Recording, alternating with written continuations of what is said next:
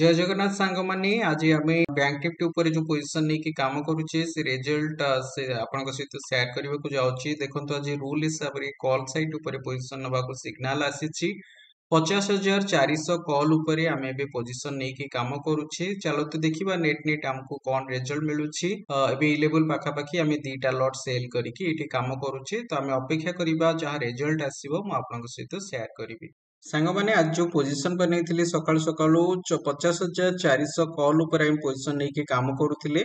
तापर देखो मार्केट तलक तलक जो जाऊला आम पोजीशन को होल्ड रखुले पुणी मार्केट ऊपर को आसला तो आम 50,400 फुट ऊपर ही पोजीशन बनाइले। तो आम रूल हिसाब से प्रॉपर्ली आपको फॉलो करके जाऊे। तो देखो लास्ट मोमेंट रे मार्केट 50,382 पाखापाखि आसिक ये क्लोजिंग देती। तो 32.39 पॉइंट ऊपर आसी क्लोजिंग देला।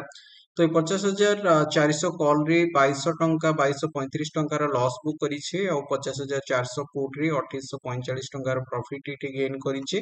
तो नेट नेट देखंतु जो प्रॉफिट आछि 336 टंकार प्रॉफिट आछि। प्रॉपर्ली हमें को फॉलो करके रूल को फॉलो करके जाय कि काम करूछे।